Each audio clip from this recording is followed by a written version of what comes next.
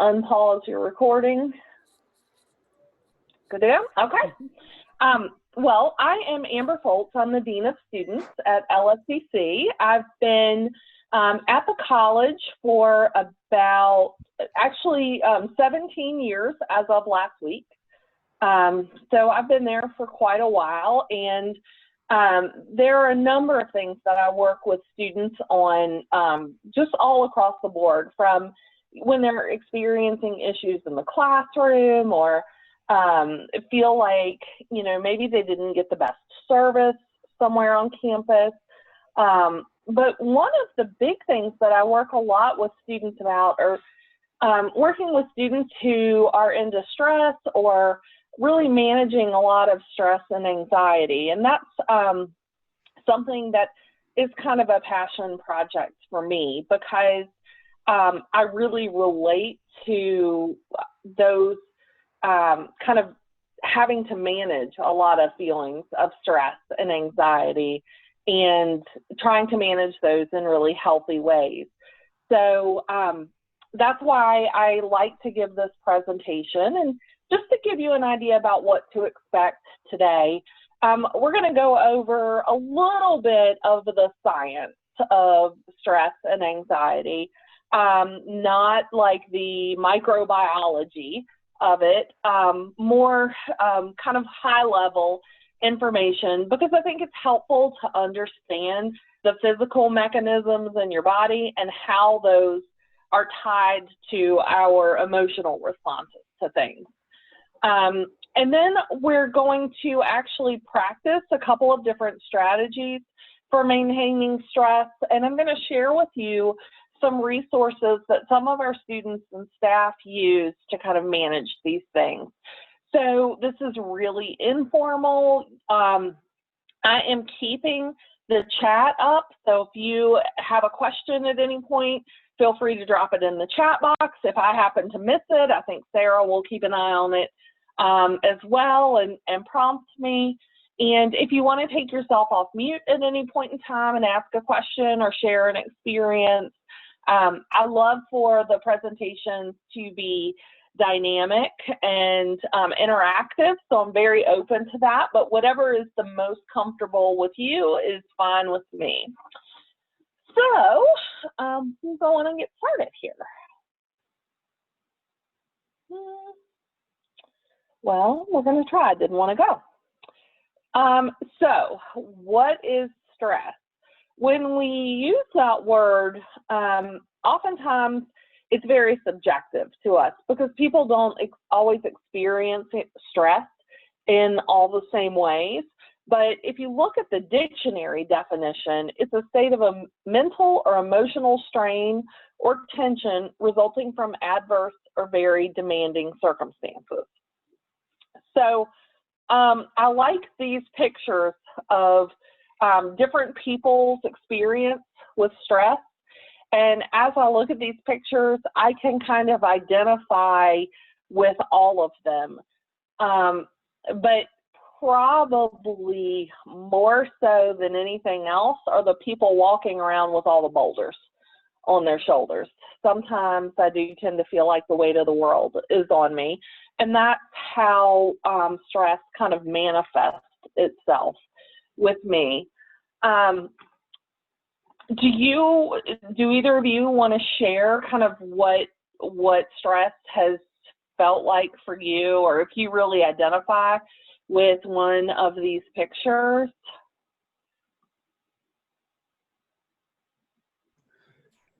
Yeah, so I could certainly identify with just a bit of all of them, so the image of the, all of the different arrows going here and there. So that I can relate with. It's like, sometimes you start doing something and you're worried about this, and then you go in to check your email to look for the answer to that, and then you see another email and you're like, holy moly, I've got this, and then things going everywhere. And then the rocks, I mean, you don't actually have rocks on you, but you do feel some pressure and some weight when you're carrying that stuff around.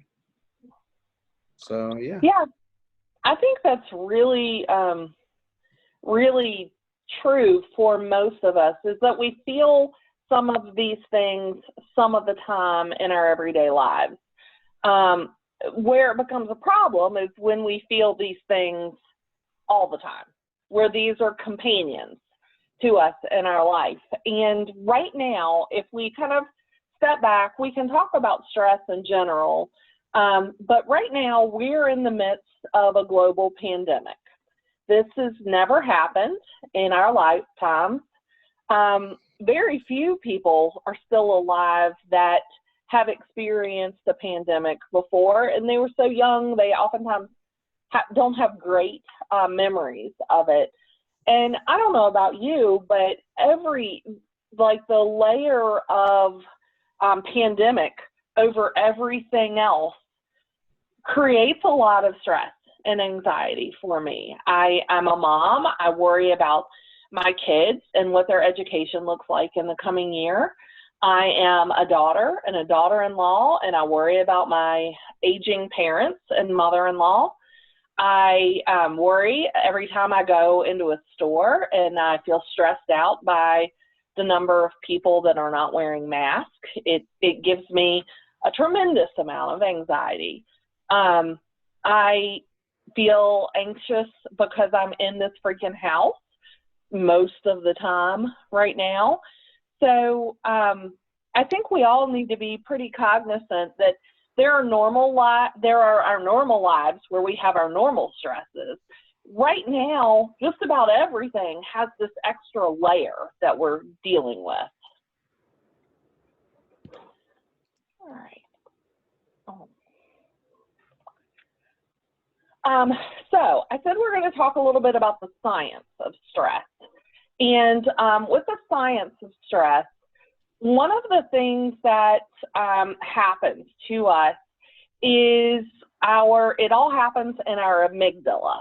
Our amygdala is our fear center in our brain. So that's the fight, flight, or freeze. It used to always talk about fight or flight. Now the more research happening about fear and anxiety tells us it's not just fight or flight. There is a third option, and sometimes people do just completely freeze in fearful situations. So what happens when we experience a stressor is that amygdala becomes overactive. It jumps into action. And then after that jumps into action, we eventually will kick into a secondary response where we start to process what's going on, we analyze it, we try to come up with a response to the stress. But the important thing is there is a disconnect there. The first thing we're doing is assessing, how do I save myself in this situation? It is evolutionary.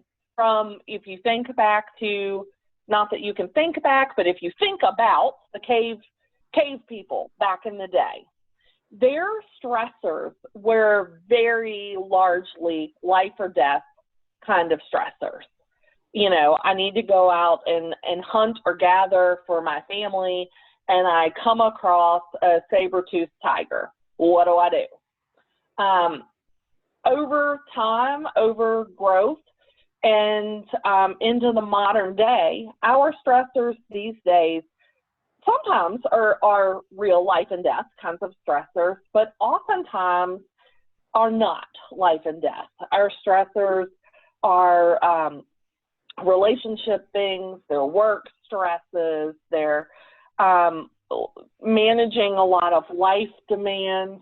For you guys, there's going to be an element of figuring out how to balance your schoolwork and your academics with what you have going on in life. Heidi's a mom to a newborn. That's going to create some work, life, and school balance issues. So those are things to think about. Is we've evolved as people over the years to have all of these dynamic stressors in our life, but our bodies are very much designed for fight, flight, or freeze. So when we engage a stressor, maybe it's a test that we've been really worried about, been studying a lot about, concerned about it, hard topic for you, something really challenging, and that test gets put in front of you on the desk, you might experience a fear center amygdala response that causes you to kind of freak out in that moment. You might be able to get it in check as you process and analyze and say, whoa, this isn't something for me to totally freak out about. I studied hard. I've got this. But in the meantime, when you have that fear response, all of these things are happening in your body. You're dumping from your adrenal gland a lot of adrenaline and other stress hormones. That's part of that amygdala response. I got to get ready to fight, or if I need to flee, I got to get a lot of energy here all of a sudden to be able to do that. Your heart rate goes up. Your breathing, respiratory rate starts speeding up. You become hyper alert to things. At the same time, what's happening within your brain is this fear response is being overstimulated. So the other parts of your brain tend to either shut down or become understimulated.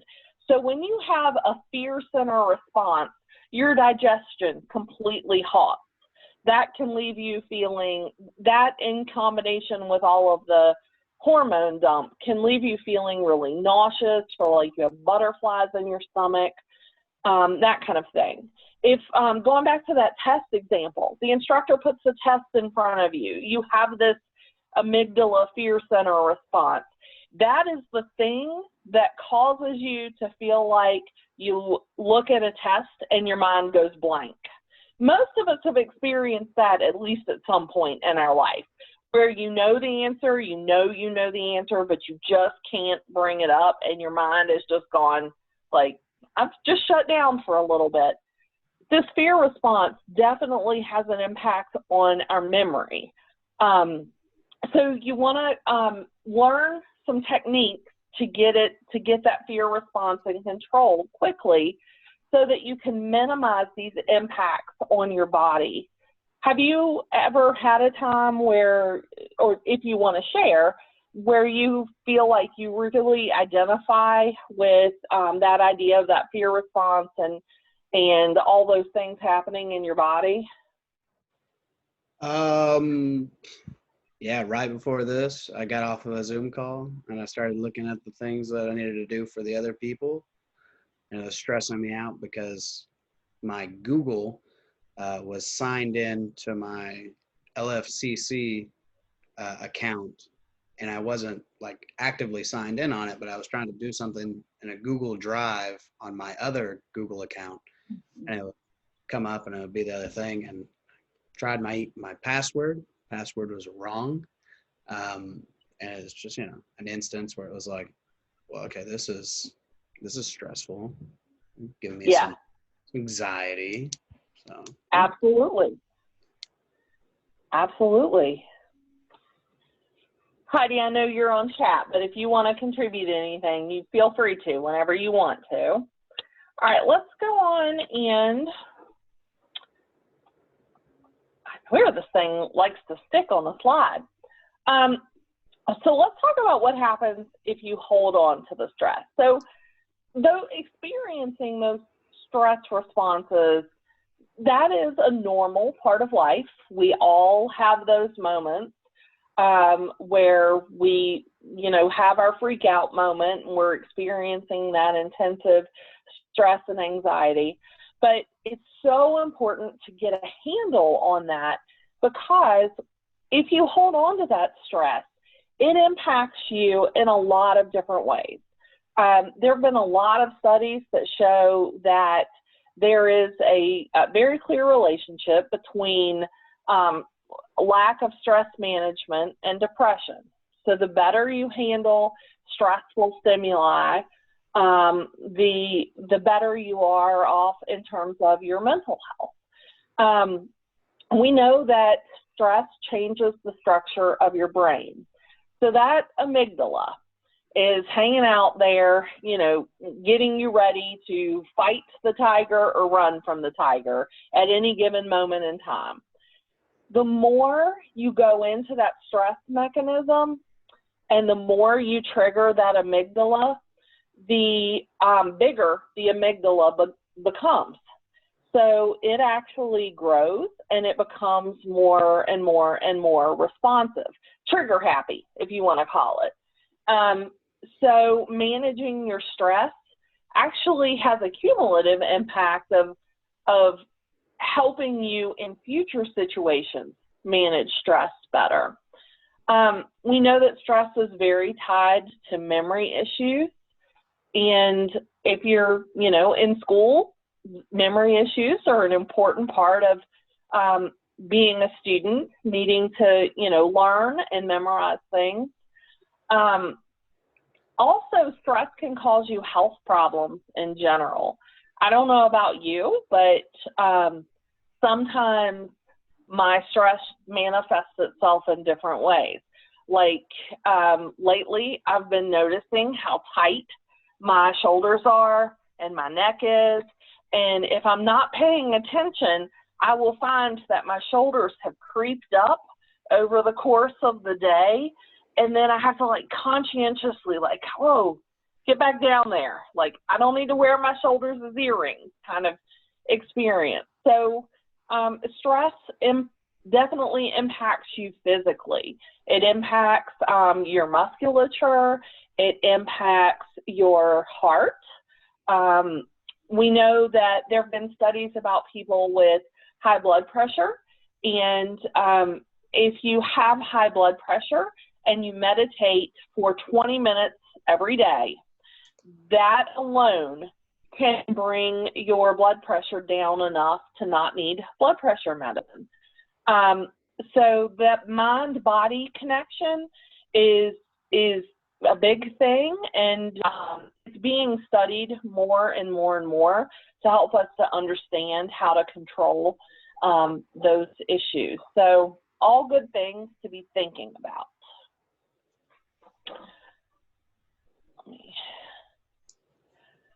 So that kind of leads us to this idea of self-care.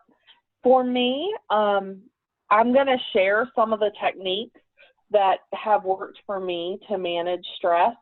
I'll be honest, one of my favorite stress management techniques is to go get a massage, something I'm not doing right now in the midst of a pandemic, and something I miss tremendously. That's been one of my things. But self-care looks different for everybody. So I'm curious to hear if there is anything that's part of your routine to help you manage stress or anxiety.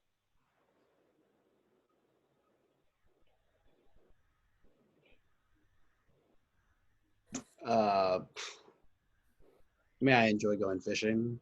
So, sometimes that can be a stressor depending on what happens while I'm out there.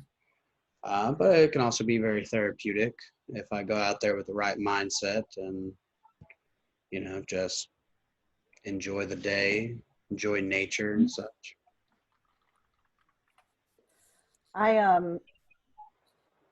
When I think about stress, I think about the times that, I have to give a presentation, or I feel like I'm put on the spot for something, or I have to perform, so to speak. And so I like to visualize, I like to walk myself through whatever it is that I'm doing before I actually do it, so that I've seen myself do it. I've seen myself do it successfully. And that seems to take some of the fear out of things for me, because even though I teach public speaking, I still get nervous in certain situations where I do have to speak publicly. And I don't think that's going away, but how you cope with it really helps things. And then grounding myself when I'm in those situations, because I used to just get up there and say stuff and then not remember a single second of it. My brain would just disassociate from whatever I was doing, and so I wouldn't remember what happened. And now I find a way to ground myself when I'm in those situations. I think for me, one of the things that will often trigger stress in me are emails about problems, because I get those a lot. Emails from students who will say, I had this happen in my class and I'm really upset about it. Or, somebody reaching out saying, like, you screwed up on something, or somebody on your team did, or something like that. And I immediately, go into defensive posture, and then I have to, kind of push myself through that and push myself out of it. So, I think those are, whether it's doing something physical, like going out and fishing, or my kids and I have gotten into kayaking. I find that to be really a good stress buster for me, or taking a walk, whether it's doing some different mental, emotional exercise or a process that you go through. Sometimes it is, we tend to think about self-care as go take a hot bath, take some time for yourself, and that kind of thing. But one of the things that I think is really important to think about in terms of self-care is setting boundaries and limits. Sometimes it is, our stresses come from being too willing to say yes to things, or unwilling to say no, even though saying no would be the better thing for you. We all have places, moments, people in our life that we feel we feel an obligation to say yes to things. So self-care doesn't always look the same for every person.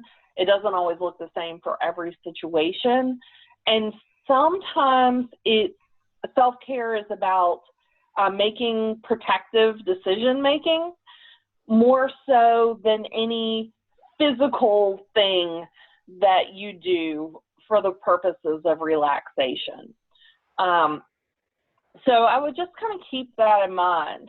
And one of the things that we're going to talk about, and I want you to actually practice for a moment with me, are a couple of different strategies. So we'll talk about the breathing exercises first, and then we'll go into a couple of visualizations. So I'll talk about a couple of visualization exercises, and then we will actually practice one together. Because I think that's going back to that mind-body connection, these are both really great strategies for things that you can do in the moment to address your stressors and your anxiety level. So for the breathing exercises, I'm curious, has anybody ever taken a yoga class before? I have not. Not? I have. Okay, I have. It's been a little while ago, but Heidi hasn't either. So it's really interesting that for me, I was never introduced to breathing exercises until I went to a yoga class. But those breathing exercises are so essential to your health and your self-care. So if you ever have the chance to take a yoga class, maybe when you need to take PE, at LFCC. You might want to think about taking yoga because it's so beneficial for a lot of ways. But for me personally, learning some different breathing strategies are probably the things that I use most in everyday life since taking yoga. So what we know about breathing is that we are lazy breathers. When we breathe enough to kind of get by, but we are only using the top components of our lungs when we breathe. So what that means is the bottom parts of our lungs don't get flushed out with clean air all that often. They do when you yawn. Yawning is really good in terms of improving the air quality in your lungs. But other than that, we tend to kind of shallow breathe throughout our lives because that's all we have to do. And even when we're exercising, we tend to do short, frequent breaths rather than long, less frequent breathing. So when you think about breathing exercises for stress reduction, if you're sitting in a chair, what you want to do is you want to like sit with really good posture, like you are one of the ladies of the 1910s. They sit with really good posture, can hold the books on top of their head as they walk, perfect posture, kind of with your shoulders down. Maybe you pull them back just a little bit because you really want to open up your chest cavity to be able to really breathe well within your whole chest situation. So we do this, we sit up really straight. You can also do this laying down in the bed. We'll talk about this again later, but in yoga they call something dead man's pose. And it's basically when you are laying down flat, you flop your arms out, you flap your legs out, and you just kind of lay there as if you were a dead man. So this is a good exercise to do in that as well. But the whole idea is you open this area up. And when you breathe, you want to breathe like if you were Beyonce and you were up on stage and you needed every bit of breath possible, as deep as possible, like you're breathing air down into your belly to be able to belt out a good song. So when we typically breathe, we're breathing in enough just to kind of top off our lungs, and then we breathe out that air, and then we breathe it back in, but all along we're just topping it off. So what we want to do instead is you want to breathe really slowly. Sometimes when you're not accustomed to doing it, it might help to kind of breathe in to a count, and you're trying to pull as much air as you possibly can into your lungs. And then when you breathe out, you want to breathe all of that air out almost to the point that you feel like you're wheezing because you've forced so much air out. And then you breathe in again, and you breathe in really deeply again. And we'll do that about maybe 3 times. Any more than that, we might start feeling a little lightheaded, and we don't want anybody falling out today. So if you do start to feel yucky, you can stop at any point in time. But what we'll try to do, and I'll just kind of model it a little bit for you, but what you want to do is get your posture right, breathe in to a count of 4, and then breathe out to a count of 4. Mm-hmm. So for me, I'm just kind of demonstrate, and then you can kind of follow along. So breathing in.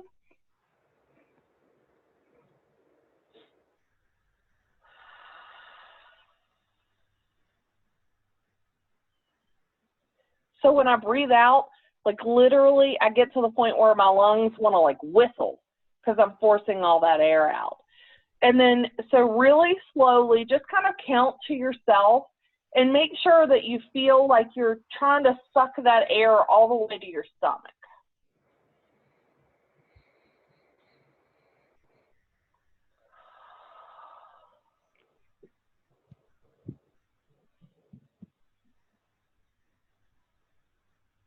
Okay.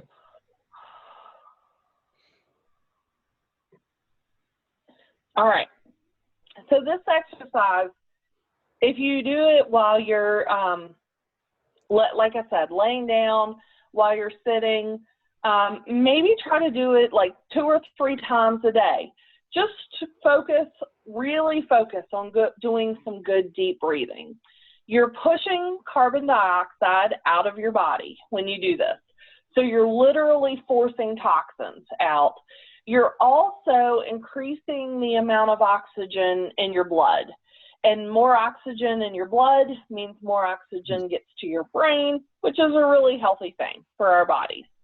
So, and it's that oxygen in your blood that tends to maybe make you a little lightheaded if you do this. Those kinds of exercises will help with your biofeedback. It'll help to slow your heart rate. It will help control your respiratory rate. It can help with blood pressure. If you experience a stress burst and you know you've just had that hormone dump, maybe you're a little shaky, you kind of went into like mode. If you can kind of train yourself, stop, let me just do a couple deep breathing exercises. Let me get some of this out. It will help your body to regulate and help you to move past that stressful moment. There are a number of different types of breathing exercises. That good deep belly breathing is one of them. There are some others that you can seek out and learn about and learn the benefits of how they help you. So kind of flip over to visualization exercises, and I'll give you kind of a frame of reference for this. When I first graduated from college, my very first job out of college was working as a part of a domestic violence and sexual assault program. So my job was to do a lot of prevention work, but I also did hospital care for people immediately after they were assaulted. So they call it that being a crisis intervention companion. And so within that frame of reference of working with survivors of trauma, one of the things that I learned was how valuable different visualization exercises can be in managing stress and anxiety. And I think we can all kind of imagine those are some of the most stressful things that a person can face in their life. So I was able to see some of these strategies really work and really make a difference for people kind of in one of the worst times of their lives. And it really showed me a lot of value to those experiences.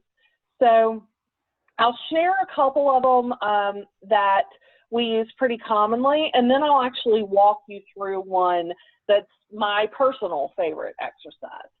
So one visualization strategy, and this is a very quick, easy one, is visualizing a stop sign. So we can all kind of think about what a stop sign looks like. It's an octagon, it's red, it has white writing on it. That's a really easy image to conjure up in your head. This strategy is a really good one for kind of when you're obsessively thinking about something. So maybe you're just worrying the heck out of some idea, some concept, and you just need to stop.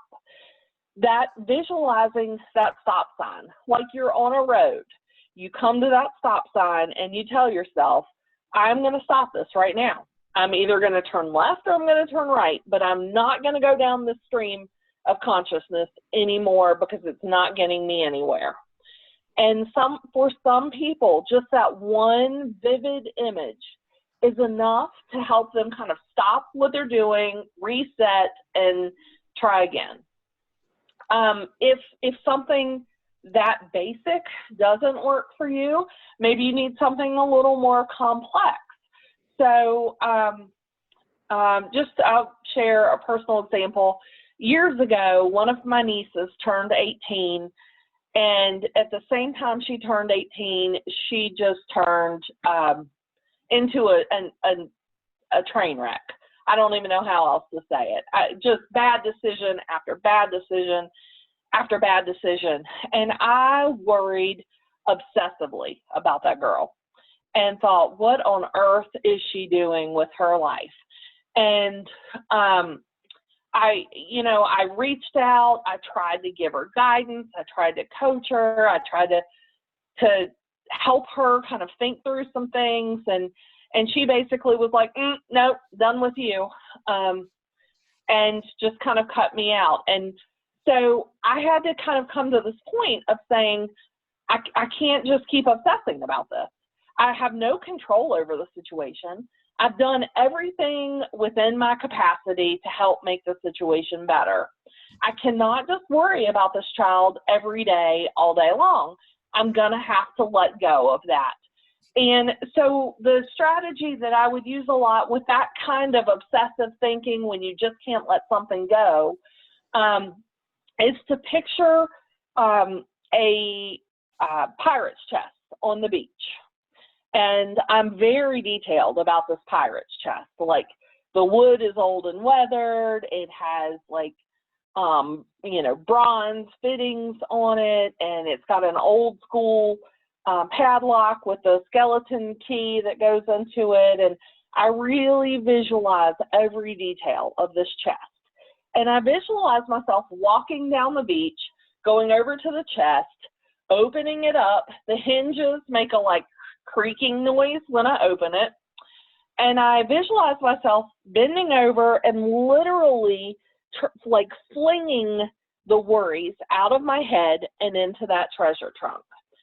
And I pull the door closed real quick to trap all the worries into it, turn the skeleton key in the lock, and then what I do with that key is really important.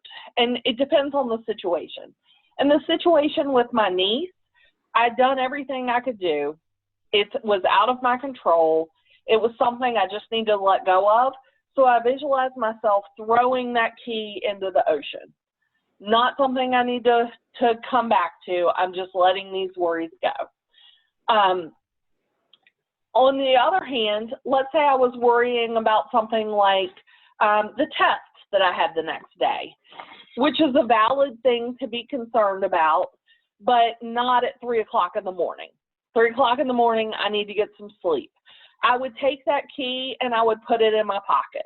That way I was giving myself permission to let it go for now, but know that I could pick it back up and think about it some more in the morning when I get up. So that's a little bit more detailed kind of exercise, but something like that where you kind of have that physical manifestation of handling your stress and anxiety, and that you kind of either give yourself permission to let it go or give yourself permission to put it on hold and come back to it. Give me just a second. Okay, can you get your brother to help you clean it up?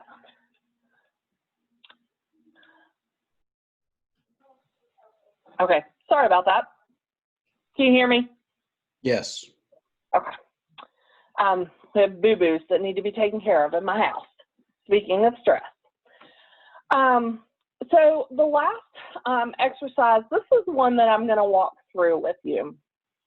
This is a great exercise to use. I use it a lot at night when I'm having a hard time sleeping because I'm having a hard time setting aside the worries of the day or whatever.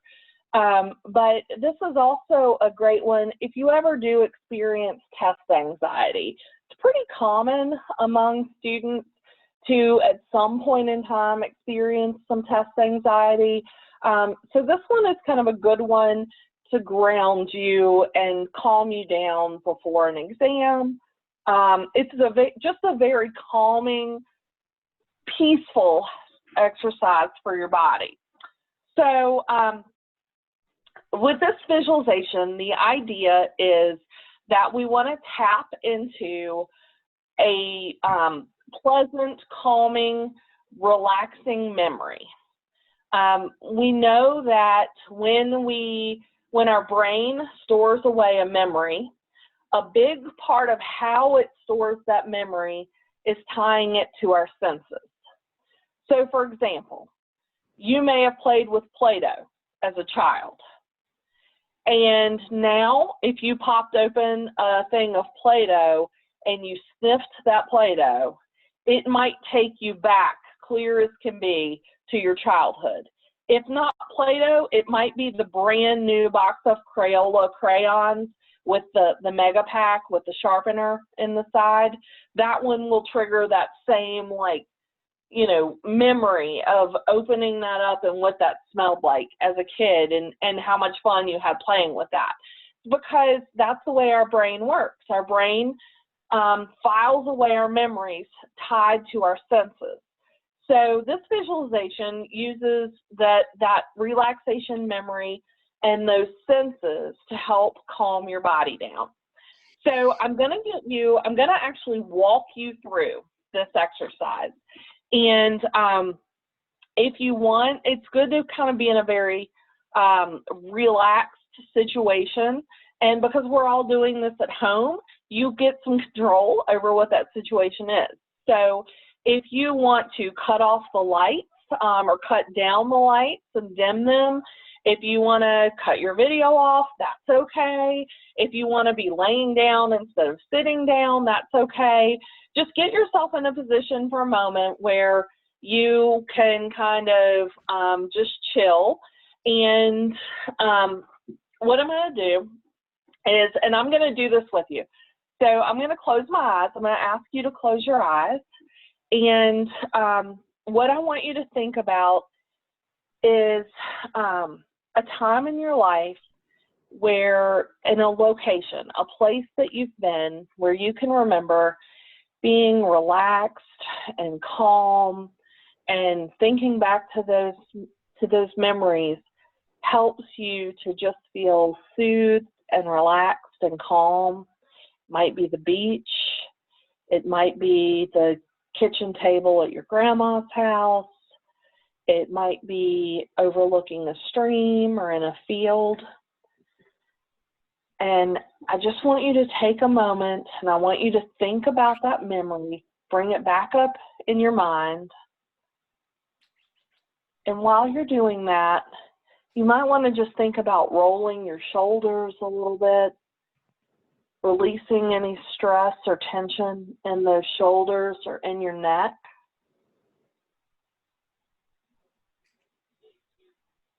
You might want to think about your breathing. Take some of those deep, calming breaths.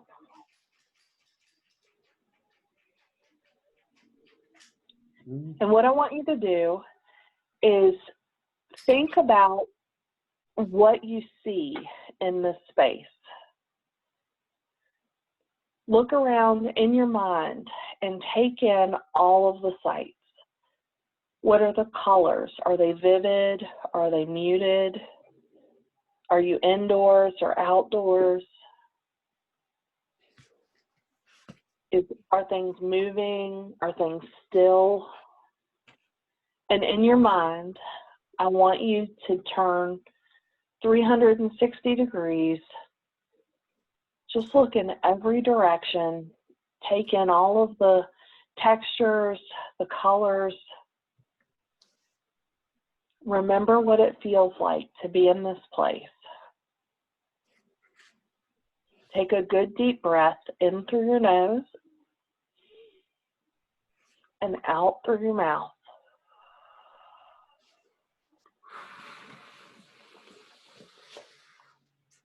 Bring your attention to any stress in your body. And then breathe again. And as you're breathing out, just picture that stress rolling out of your body and into the floor.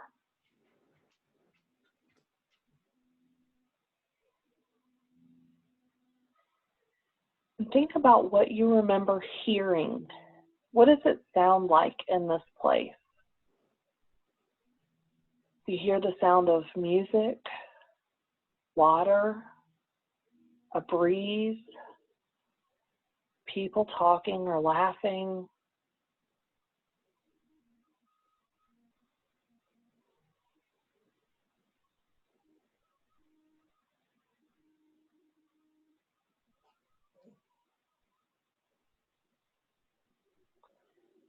As you're listening, think about when you were here, how your body felt.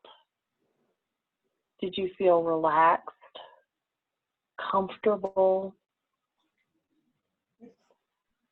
And if you're still holding onto any tension, breathe in, breathe out, and just keep breathing out that tension.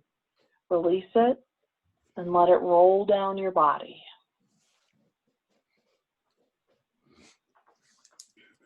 While you're looking around and you're listening, think about the smells that you remember. Does it smell sweet, salty, spicy? Does it smell like the outdoors?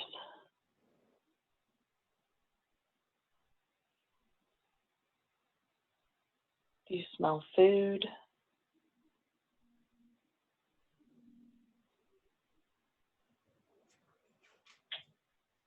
Remember every detail about this place.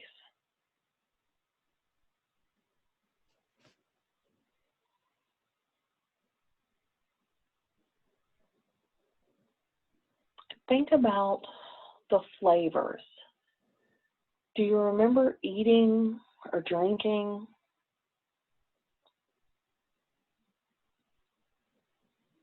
Think about the textures of the foods you had. Was your beverage warm or cold? Was it sweet, bitter, tart?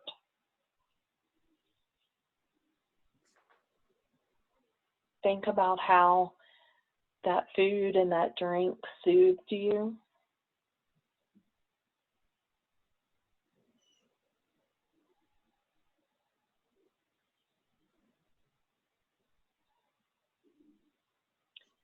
Then bring your attention back to your body. What do you remember your body feeling like in that place? Do you remember it being warm, sun rays touching you, a gentle breeze, wrapped up in a blanket? Think about the textures that your body feels. Are you standing, sitting, lying down? Remember the peace of this place and the relaxation. And as you're remembering how your body felt, think about how it feels now. And if you're holding on to any last stress or tension, take a big, deep breath in and breathe out all of that remaining tension.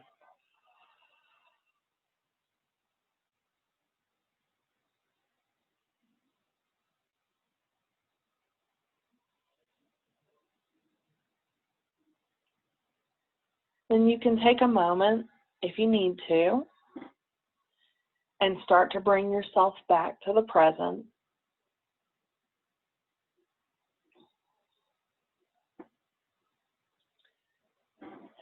How was that experience for you? Was it sometimes it's hard to get into that kind of relaxation and that kind of memory into a setting like this, or it's hard to hold yourself in that memory? Other times you might feel like you're about to fall asleep. What was that like for you guys? I'm not a great visualization kind of person. Mm-hmm. So it's like I kind of got myself in there when I was thinking about like being a kid and drinking some hot cocoa and waiting for the Alto meal to come out. And then you were like, now imagine everything else around you. And I was like, oh shit. Like I'm talking about my childhood. So like a mess table, brothers screaming, mom's yelling. So it went from being like kind of nice to being, oh, this is more stressful than the beginning thing. Yeah. So yeah, I mean, I don't know. Not bad. Just maybe not my cup of tea.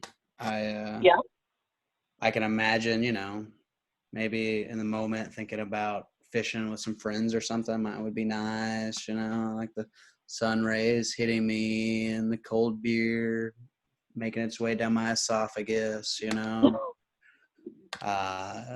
Could be nice, you know, but I ultimately come back to the thought of when I used to play basketball as like a kid, like I was on the JV team, so I was short and fat, and I would get to take free throws or whatever, and to sort of calm myself and get my breathing right and prepare to shoot and to help from thinking about all of the everything else, I would start singing like Christmas songs, like the weather outside is frightful, but fire is so delightful. And like, you know, just sort of calm down and get ready to shoot and focus on what was going on then and there.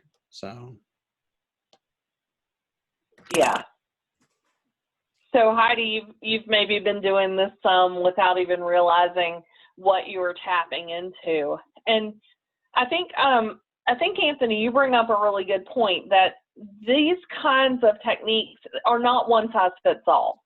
So like the stop sign thing that I gave the example of previously, that has never been a thing that worked for me.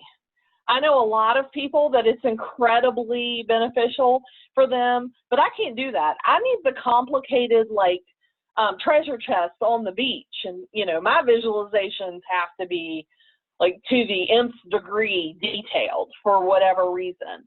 The other thing is, with this particular one, most of the time when I do this exercise, I go to the beach. But sometimes I can't stay in that. So I have to shift gears and think, okay, maybe today I'm not going to the beach. Maybe I'm going to go into the woods by my parents' home where I grew up, my spot. So it's even for me, and this is one that I do incredibly regularly as part of my everyday life. I don't always do the same thing. So sometimes I tap into different memories that just kind of fit better the mood that I'm in. But I'm going to jump to this next page. We've got here a list of different apps that these are apps that we've either we know members of our faculty and staff use on a regular basis, or we've heard things about from students that they use on a regular basis. I use Insight Timer because it's free and it's super user friendly. And so I go around and I play with different things. There are thousands, maybe hundreds of thousands of different mindfulness activities in it.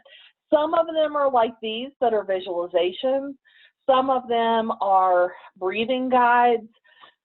There's one that I've used multiple times for headaches, where you can, it kind of helps you to manage tension headaches and let those go. I know a lot of people use these apps as sleep aids, and they help them go to sleep at night.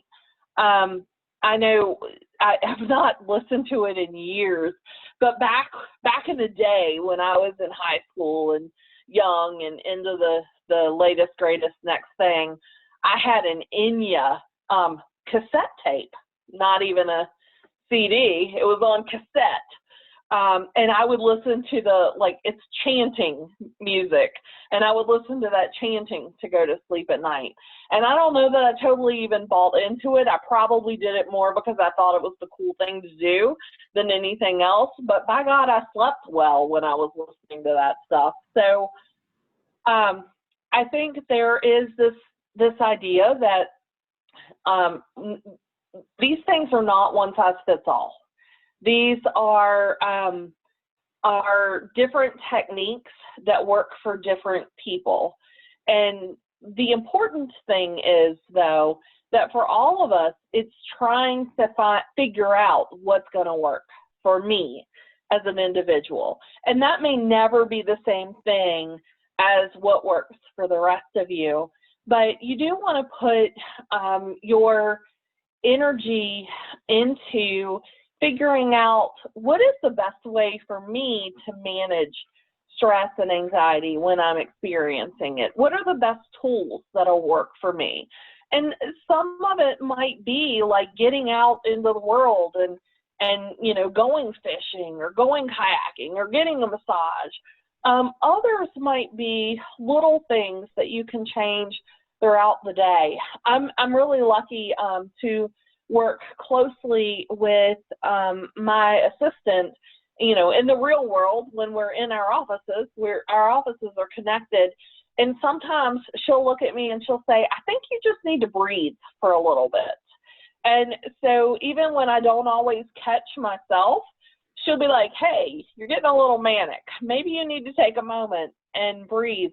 I think it's so helpful if you have people in your life that can help with that, but also important that sometimes you kind of stop yourself in that moment and think, okay, I'm spinning a little bit here. Maybe I need to take a minute and I needed to change what's going on, whether that's breathing, whether it's visualization, whether it's movement and getting up and moving around. It's just bringing your awareness to what's going on, how you're feeling physically, and how you're feeling emotionally and mentally, and then maybe changing the game, adding something a little new in, trying something.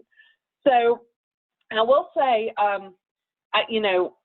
we live in this world where we have all of this great stuff at our fingertips, hundreds of thousands of different visualizations, meditations, chanting.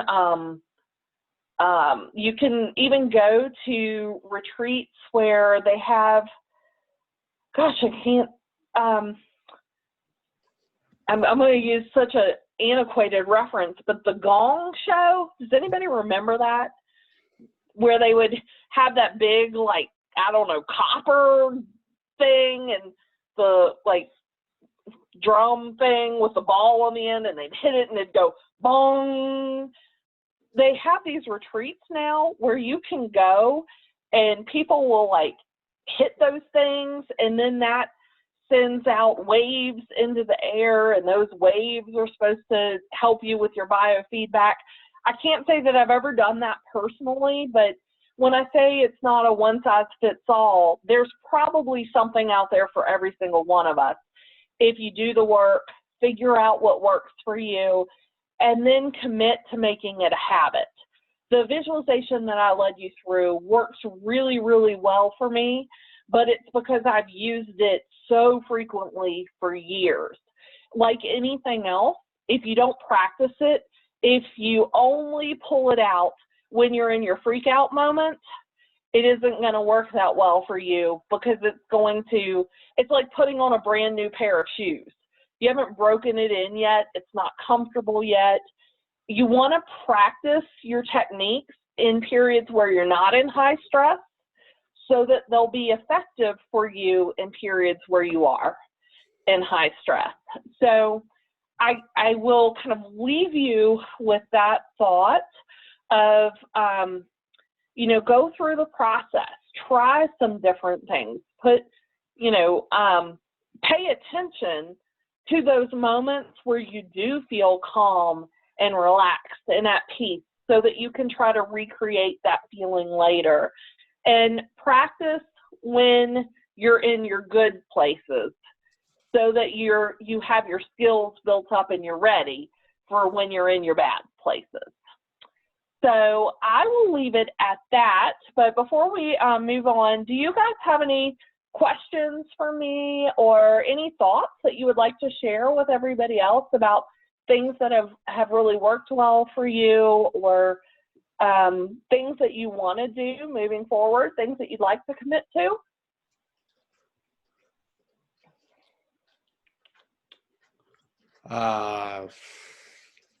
Not really, but I will say the deep breath exercises are going to not only be good for you stress-wise, but it's going to help your lungs and keep you from getting things like pneumonia, and could possibly help you if you get COVID.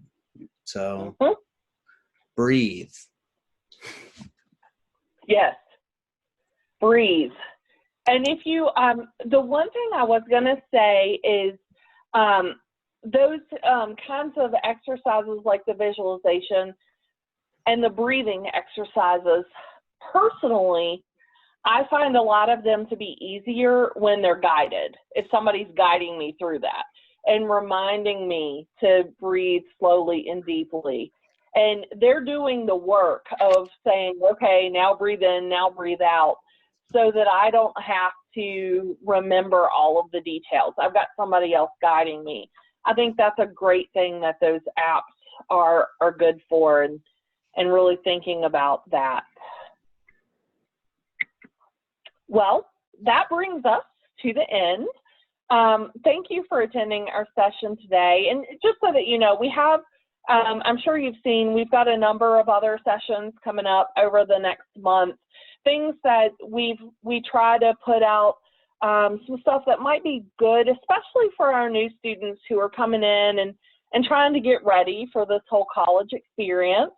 So I do encourage you to submit an entry today for attending this session. If you submit that entry, it's going to put you in drawing for either an iPad, AirPods, or a Nintendo Switch.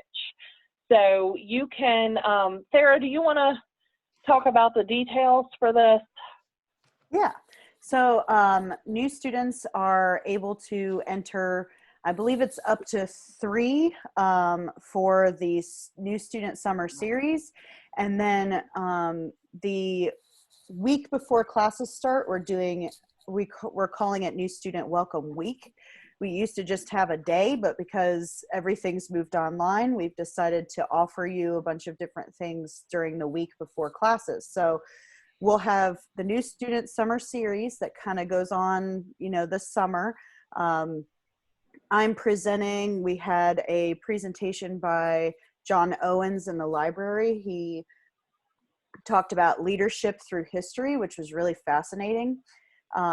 You all get an email from Amber that has a link to all the summer series events, and that is where you can also watch pre-recorded ones. So people who weren't able to be here tonight are able to watch the recordings and still enter. So if you want to go back and watch the one that John gave, I didn't have anybody for the first session because we didn't have a lot of time to advertise it. So I'm giving my presentation at the beginning of August. So you can catch that one then. But yes, you can go back and watch the recordings and still enter. You get up to 3 entries for the New Student Summer Series, and then the New Student Welcome Week, you'll get another 2 entries. You can go to a pathway session. There are also some panels where you can meet students or faculty. So there's a lot of really great things lined up for you this summer to get kind of acquainted with LFCC and people who work there. So yeah, thank you for coming. It's very exciting to meet you, Heidi and Anthony. You can also, Welcome Week, it starts August 17th. And over the course of that week, we're going to be advertising times that we are going to be on campus doing a curbside swag bag pickup. So if you want to come and get some LFCC swag, which may or may not include really awesome LFCC face masks and even some LFCC hand sanitizer, maybe, as hard as I've been looking to try to find Clorox wipes, if we were ever to find the boatload of that, we might even lure you out with the unicorn of cleaning products, the Clorox wipe. And anyway, if you come to campus and you grab your swag bag, that's another way for you to enter into the drawing. So you get up to 5 entries total for the drawings, and we'll draw on Monday, August 24th, and we'll let everybody know who's the winner chicken dinner. So Okay, well, with that said, I will send you some money through, PayPal or the Venmo. I'm really thinking like Nintendo Switch would be cool. So You can make I knew that would be a good one because we bought one at right after Thanksgiving, and when the pandemic happened, now you can't find them. So I was like, Yeah. we got to get a Nintendo Switch and give it Well, away. iPad's real, whatever, but I literally just bought a new Apple computer and I'm not loving it, but Oh, it's getting better little by little. So I don't need another Apple product because they're literally all the same. Like everything that I could do on my computer, I could have just done for my phone. The only difference is the computer has a